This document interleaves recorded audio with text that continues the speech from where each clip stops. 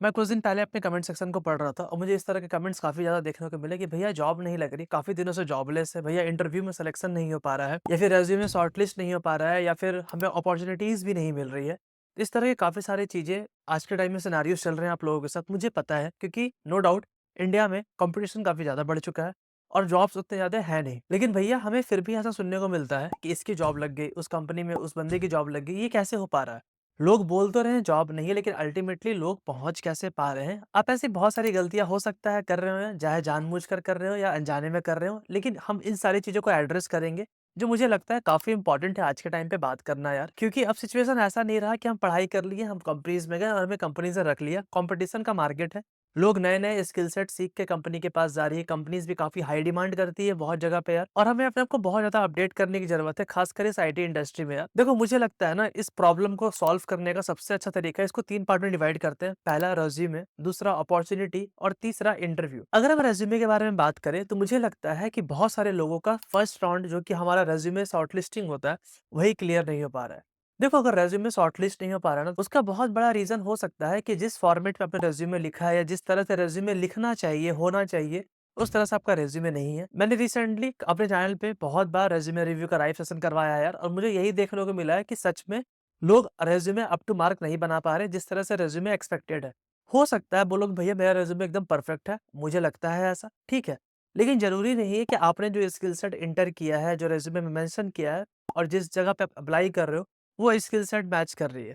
Because जब भी कोई ओपनिंग खुलती है, वहाँ पर स्पेशली ये मेंशन किया रहता है कि मुझे इन-इन स्किल्स वाले बंदे चाहिए। तो हो सकता है आपका रिज़्यूमे उन सारे स्किल सेट में अलाइन नहीं करता हो, ठीक है? अब देखो यहाँ पे 2 बातें आती है कि या फिर हमने वो स्किल सेट एकदम ही नहीं जानते हैं। हो सकता है नोड.जेएस की रिक्वायरमेंट है, आपने नोड.जेएस एकदम ही नहीं जाना, ठीक है? तो वहाँ पे आपको यहाँ पे सीखना पड़ेगा भाई, बिकॉज़ देखो जो चीज़ें करंट मार्केट में डिमांड चल रही है, वो आपको थोड़ा-सा तो पता होना चाहिए। दूसरा पॉइंट यहाँ पे आता है, हमने स्किल सेट के बारे में पता है लेकिन बहुत ही इन डेप्थ नॉलेज नहीं है। और अभी पैकेज की एक्सपेक्टेशन क्या है? 5 लाख, 10 लाख, 20 लाख, 25 लाख। लेकिन अगर आप एक्सपेक्टेशन बढ़ाते हो अपने पैकेज के लिए, तो आपको इतना ध्यान रखना पड़ेगा कि आपको उस फील्ड में आपको थोड़ा-सा तो उन टॉप के लोगों के बीच में आना पड़ेगा, तभी जाके आपको लोग कंसिडर करेंगे। मतलब कि ओवरऑल ये कहीं न कहीं डिपेंड करता है कि आपने जो रिज़्यूमे में लिखा है, आपको वो पार्टिकुलरली अच्छे से आता है कि नहीं आता है। ये तो हो गया भैया रिज़्यूमे वाला पार्ट। दूसरा आता है अपॉर्च्युनिटीज़ कि भैया हमें अपॉर्च्युनिटी ही नहीं मिल पा रही है, हमें पता ही नहीं लग पा रहा कि अप्लाई कहाँ से करें। इसका जो सबसे बड़ा जो मुझे रीज़न लगता है कि आपकी कनेक्शंस अच्छी नहीं है। अगर आपके कनेक्शंस अच्छे रहेंगे ना, तो आपको पता लगेगा कि मार्केट में हायरिंग कहाँ चल रही है, कौन-सी कंपनी में, कब कौन-सी ओपनिंग निकली है। ये कैसे पता चलेगा? सबसे जो स्ट्रॉन्ग नेटवर्क है आज के टाइम पे, वो है लिंक्डइन। लिंक्डइन में आप जितना ज़्यादा कनेक्शन रिक्वेस्ट बनाइएगा, जितना लोगों के साथ कनेक्टेड रहिएगा, आपको उतना ज़्यादा ऑप्शंस मिलेंगे कि भैया इस जगह पे जॉब ओपनिंग्स है। मैंने खुद का जॉब इंजन नाम का टेलीग्राम चैनल बना रखा है, जहाँ पे मैं जॉब के रिलेटेड अपडेट्स देते रहता हूँ। आप मुझे लिंक्डइन पे फॉलो कर सकते हैं अगर आप मेरे नेटवर्क पे जुड़ना चाहते हैं तब। हो सकता है कि आपको मेरे थ्रू, मेरे नेटवर्क के थ्रू आपको कहीं न कहीं जॉब की अपॉर्च्युनिटीज़ मिले, और ये बहुत ज़्यादा चांसेस है यार कि अगर आप अपना कनेक्शंस का दायरा बढ़ाएँगे, तो आपको ज़्यादा चीज़ें पता चलेंगी।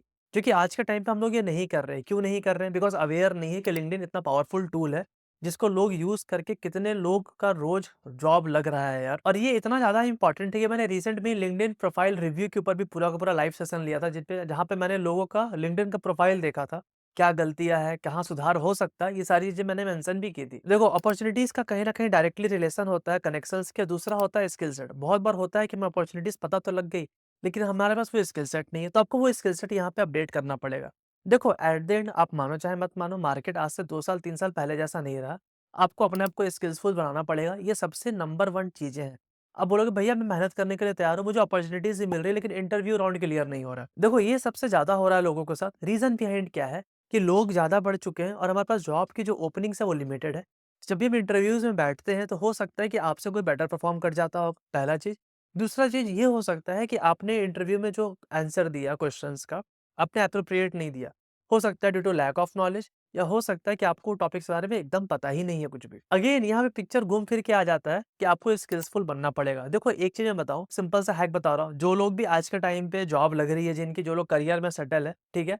आप उनसे जाके पूछो या उनके रेज़्यूमे देखो या उनका वर्क देखो, उनका लिंक्डइन देखो, उन्होंने कितने अच्छे तरीके से मैनेज कर रखा होगा, उन्होंने प्रॉपर स्किल सेट मेंशन कर रखा होगा कि मुझे ये सारी चीज़ें आती है। और ये बहुत ही ज़्यादा इंपॉर्टेंट है भाई कि आप वो सारे स्किल सेट सीखिए जो आज के टाइम पे डिमांडिंग पे है, जहाँ पे जॉब सबसे ज़्यादा है। जैसे कि मैं नोड.जेएस की बात करूँ, आप खुद देख सकते हैं कि लिंक्डइन पे अगर आप जॉब सेक्शन में जाते हैं, आपको नोड.जेएस की कितने सारे जॉब अपॉर्च्युनिटीज़ दिखेगी।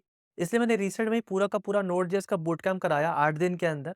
मैंने सारी चीज़ें कवर कराई, जहाँ पे जो लोग बिल्कुल भी स्किल सेट नहीं है बैकएंड डेवलपमेंट को लेके, आई थॉट अगर ये पूरा कंप्लीट कर लेंगे, आप कंप्लीटली फुल्ली रेडी हो जाएँगे बैकएंड डेवलपमेंट को स्टार्ट करने के लिए, खुद का प्रोजेक्ट बनाने के लिए। देखो अपार्ट फ्रॉम स्किल्स, जो मुझे लगता है कि आज के टाइम में जो सबसे ज़्यादा प्रॉब्लम आपके साथ हो रहा है, वो क्या आ रहा है कि भैया आज हम बहुत पावर में फ़ील कर रहे हैं, आज मुझे किसी भी तरह से सारे जॉब्स में अप्लाई कर देना है। आज आप बैठोगे, जितने भी जॉब आपको दिखेंगे आप अप्लाई कर दोगे।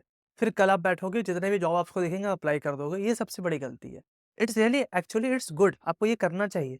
लेकिन आप 2 से 3 दिन, 4 दिन करोगे, फिर आप थक जाते हो, जहाँ से जब 4 दिन बाद आपको कोई भी आपको रिवर्ट बैक नहीं मिलता सामने तरफ से। आपको लगता है कि अरे भाई! इतना तो 4 दिन तक अप्लाई किया, कुछ तो हुआ ही नहीं।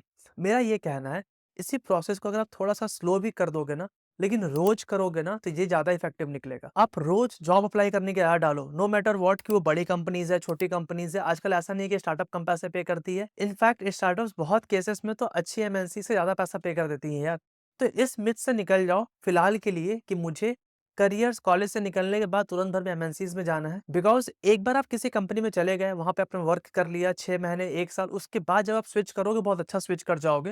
बिकॉज़ अब आपके पास एक्सपीरियंस है, राइट? एक्सपीरियंस के बेसिस पे स्विच ज़्यादा बेटर होता है। तो यहाँ पर जो 2 सबसे इम्पोर्टेंट चीज़ है ना, वो है डेली अप्लाई करने का आदत डालना, एंड सेकंड कि आप वो सारे स्किल सेट सीखिए जो आपके लाइफ में जो जॉब के लिए ज़्यादा इम्पोर्टेंट है।